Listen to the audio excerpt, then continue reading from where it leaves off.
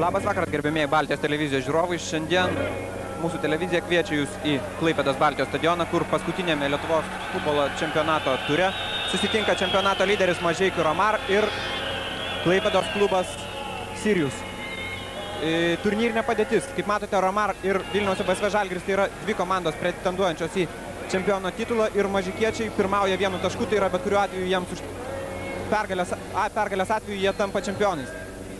Sirius varžovas Mažeikių Romar šiandieninis užima 7-ąją vietą turnyrinėje lentelėje. Na ir turnyro lentelės pabaigoje Žydrius ir Tauras Karšuva jau atsisveikinę su aukščiausiu divizionu. Na, o Geležinis Vilkas su Šiauliais Sakalų kovos, bandys įrodyti savo teisę žaisti aukščiausioje lygoje kitais metais. Dabar matote tarpusavio susitikimus. Nuo 90-ųjų metų Mažeikių klubas vadinosi įvairiai, tačiau sėkmingas, kaip matote, buvo jiems tik tai 90-ųjų metų. Sėkmingi buvo 90-ieji metai, kai mažikiečiai laimėjo vienerias rungtynes, kitas sužaidė lygiomis. Na, po to buvo 6 pralaimėjimai iš eilės ir tik pirmajame čempionato rate Romar pasiekė įspūdingą pergalę savo aikštėje prieš Sirijų 6-1. Apie šias rungtynes galbūt papasakosiu kiek vėliau. Jūsų ekranuose toj turėtų pasirodyti komandų sudėtis. Ir pristatysiu futbolininkus, kurie šiandien gins savo komandų garbę, atsiprašau. Žiūrovų šiandien tikrai daug, tačiau tai turbūt kokie 2000, tačiau tai ne tiek klaipėdiečių nuopelnas, kiek svečių, net 22 pasak komandos, arba pasak Romar savininko Romo Marcinkevičiaus, net 22 autobusai iš Mažeikių atvežė aistruolius, neskaitant tų, kurie atvyko savo iniciatyvą, savo transportu. Na, dabar jūsų ekranuose aikštės šeimininkų Sirijaus sudėtis. Ir komandos vartus šiandien saugos Marius Poškus, pirmasis numeris. Antrasis numeris Edvardas Gaigalas, trečiasis Arvydas Toliušis, ketvirtasis Gintaras Tviliūnas, penktasis Vladas Grigaravičius, šeštasis Aleksandras Fokinas, septintasis Remigijus Bubliauskas, vienas iš dviejų Bubliauskų žaidžiančių Sirijaus komandoje, aštuntasis numeris Orestas Buitkus, labai perspektyvus jaunas futbolininkas, devintasis Vitalijus Kutyrinas, dešimtasis Valerijus Kiseliovas, vienuoliktasis Rolandas Bubliauskas. Kiek vėliau papasakosiu apie tuos futbolininkus, kurių aikštėje šiandien nėra. Dabar jūs nematote, tačiau į aikštę leidžiasi parašiutininkas. Tai Mažeikiuose toks reiškinys yra įprastas, na, o Klaipėdoje jis turbūt pirmą kartą atsarginiai Sirijaus žaidėjai Edgaras. Štai matote, nusileido parašiutininkas aikštėje. Mažikiečiai anksčiau, štai matote savo ekranuose atsarginių Sirijaus žaidėjas, galbūt jų netgi nevardinsiu, tai 7 futbolininkai.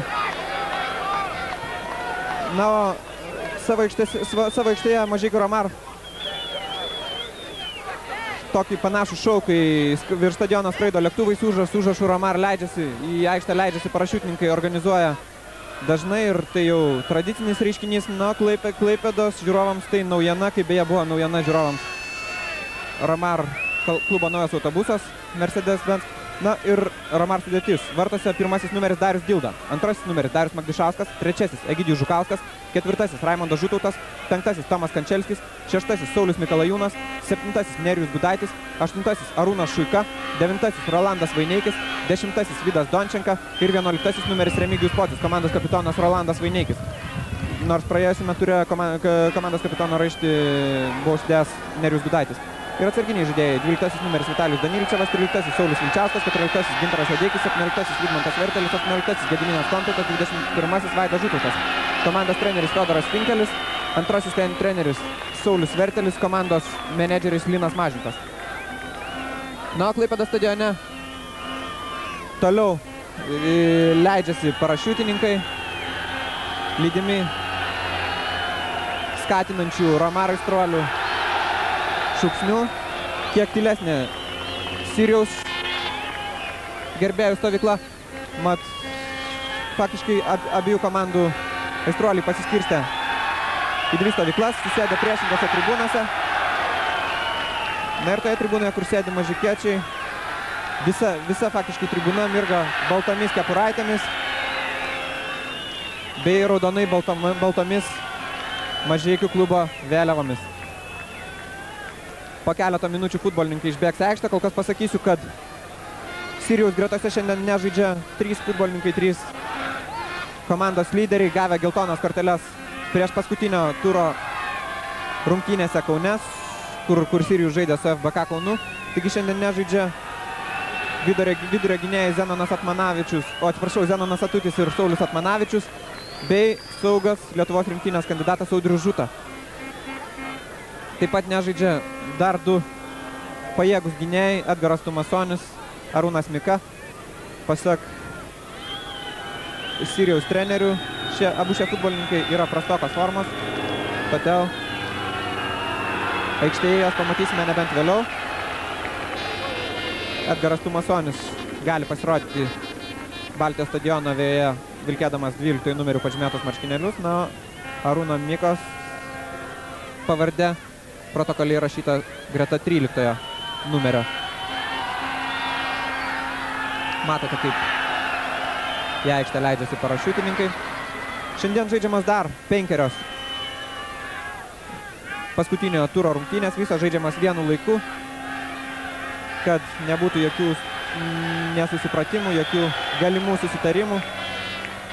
Taigi pagrindinis Mažeikių Romar varžovas Vilniaus Žalgiris ABSV Vilniuje šiandieną Vingio stadione žaidžia su vienu outsideriu, taip pat sostinės klubų Geležiniu Vilku.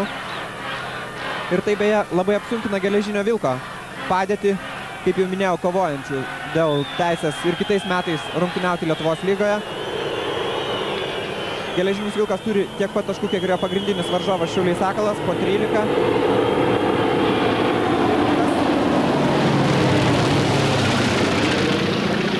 Erdvę virš stadiono raižo Romar lėktuvai. Na ir kas geriau sužais šiandien, tai yra Šiauliai Sakalas ar Geležinis Vilkas, tas ir išliks lygoje. Ir kaip jau turbūt supratote, Geležinio Vilko situacija yra gana komplikuota dėl tos priežasties, kad jie žaidžia su Žalgiriu, kuris tikrai pasistengs neatiduoti taško, o Žalgiris yra viena kvalifikuočiausių, viena stipriausių komandų Lietuvos lygoje.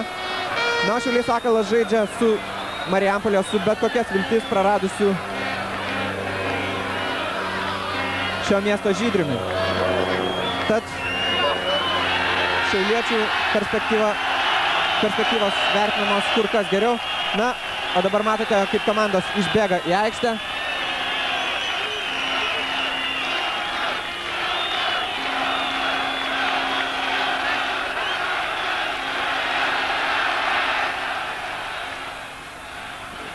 Šiandien rungtynėms teisėjauja Vilniečių teisėjų brigada, aikštės teisėjas Anatolijus Rezepovas.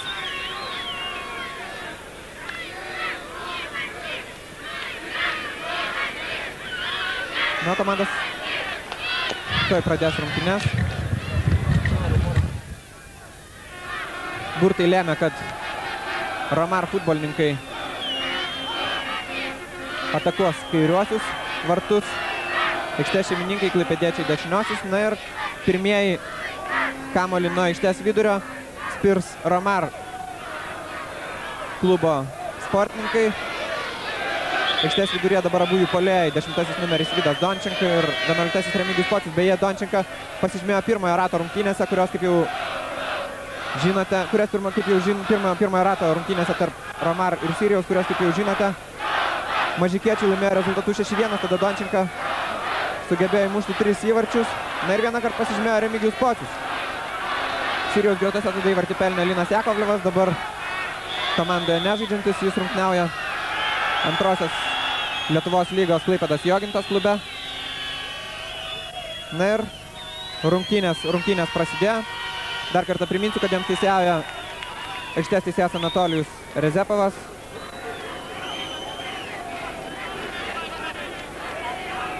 Linijos teisėjai Aleksandras Melnikovas ir Viačeslavas Kiriušinas.